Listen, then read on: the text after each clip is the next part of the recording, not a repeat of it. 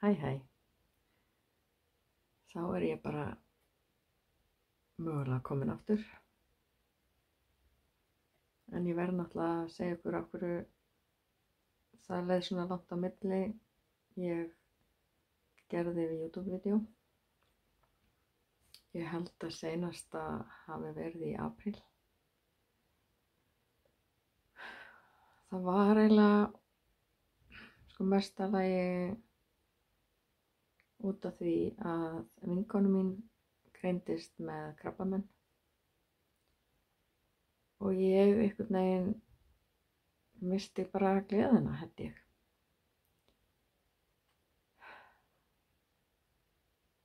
Það er erfitt að tala um þetta. Og í rauninni var þetta á ekki svipum ef ekki bara á svona sama tíma á árinu þar sem að Þorvaldur barnsföður minn lést. Þannig að mér fannst ég eiginlega svona vera að upplifa þetta aftur og það var bara erfitt. Það kom greinin Þorvald þarna akkurat líka á sama tíma. Og mér fannst ég eiginlega bara að vera að upplifa þetta aftur, svona einhvern veginn dauða hans og allt einhvern veginn sorgin og allt það sem að tengdist því, bara kom einhvern veginn aftur. Ég bara einhvern veginn hafði ekki gleði, bara. Og mér fannst eitthvað skrítið að vera að búa til einhver gleðivídeó og eitthvað húllum hæ þegar vinkonu mín leið svona illa.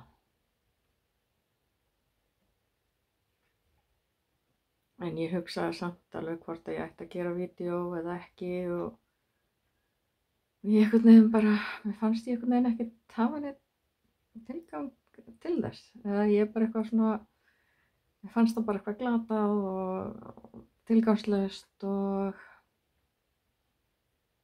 já, ég var eiginlega að vera alveg hreinskilin. Þetta er bara,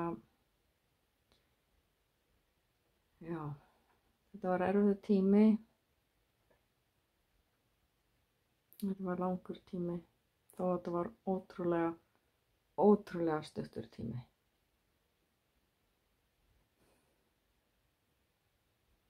Hún lést í ágúst á þessu ári.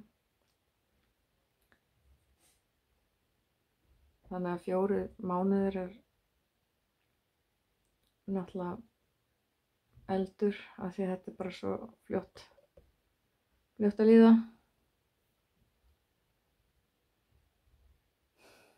Samt eitthvað, ég veit það ekki, bara einhvern veginn, þetta var skrítið tímabil.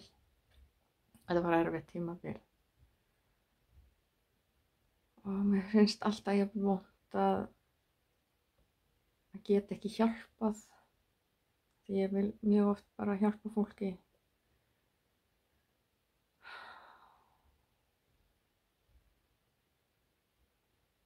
Já.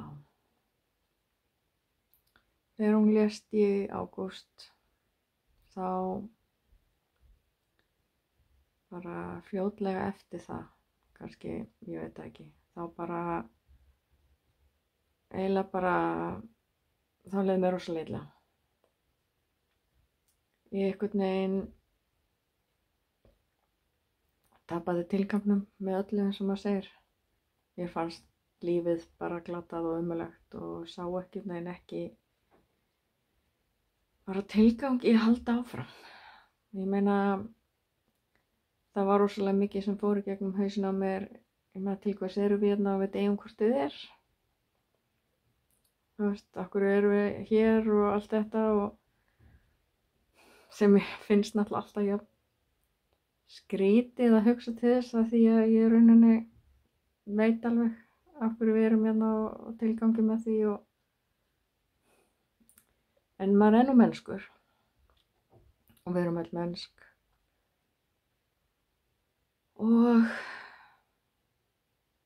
ég fór langt niður, ég fór mjög langt niður og ég er manneskjan sem er svolítið mikið á móti lyfjum. Það er eitthvað svona sem að ég bara hef svolítið mikið fundið fyrir. Mér finnst þau bara að skemma meira en að hjálpa. Og semst öll mín vandamál hef ég fundið út af sjálf og rauninni hjálpað mér og líkamannum mínum sjálf og heilsu og geðheilsu. En þarna hafði ég greinilega gleymt bara hvað ég var að gera og hvað ég átti að gera. Og ég var sjálf bara komið með áhyggjur af því, bara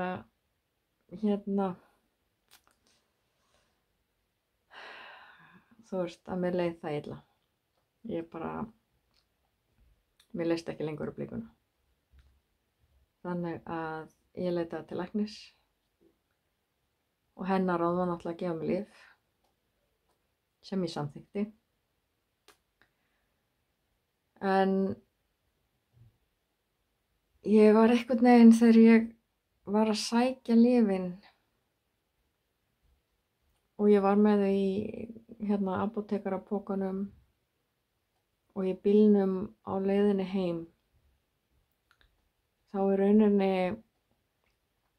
áttaði ég mig bara á, bara, þú veist, er þetta virkilega það sem að þú ætlar að gera?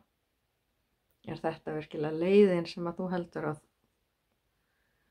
þú virki fyrir þig? Og ég náttúrulega tók það ákvörðun að taka ekki lyfin.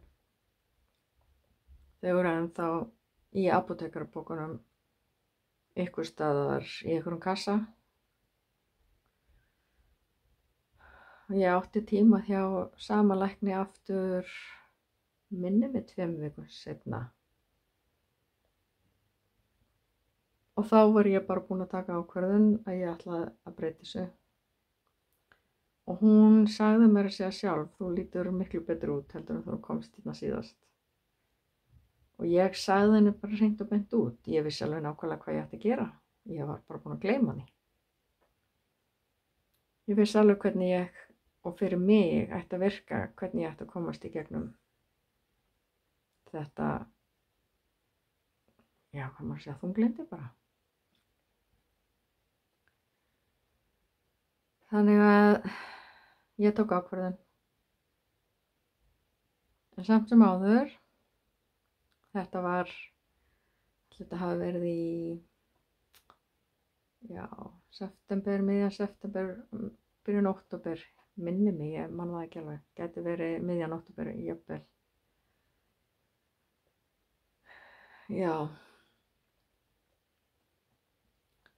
Tíminn er svo fljótur í leið að ég rugla öllu saman, sko. Af því nú er bara allt í einu kominn desember og ekkert búið að gerast. En í október fékk ég COVID og var veik örugglega alveg í cirka 15 daga. En ég var örugglega alveg 20 daga samt svona eiginlega bara handónýtt, ég get sagt það bara þannig, Þetta var langur og erfiður tími og mikil þolinmæði sem að þurfti til. Mjög mikil þolinmæði. En þetta gekk og ég komst náttúrulega í gegnum það. Svo bara kom allt í einu bara nóvember og svo nóvember bara allt í einu búinn og nú er desember.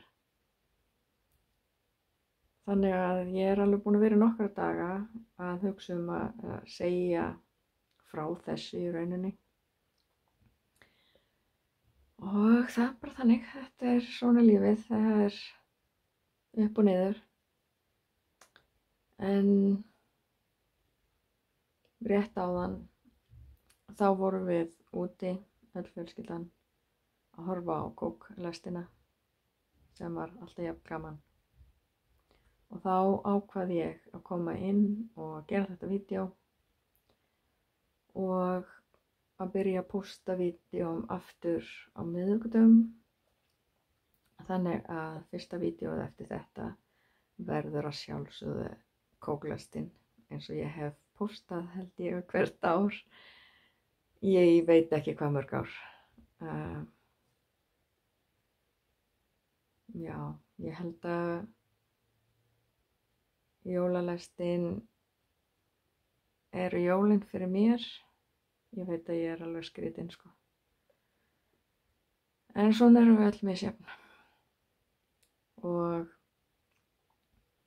mér langaði að segja frá þessu og segja ykkur af hverju ég er ekki búin að pósta svona lengi. Og í rauninni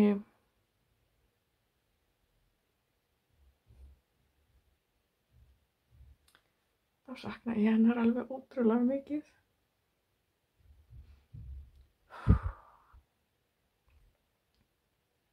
En ég veit hún er hér. Ég er búin að fá skilaboð. Og það er yndislegt. Ég hugsa mikið til hennar.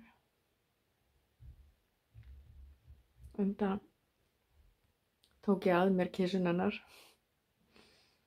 Sem að minni mér náttúrulega á hana mikið. En hún er yndisleg. Elsku Anna mín. Ég sakna þín mjög mikið.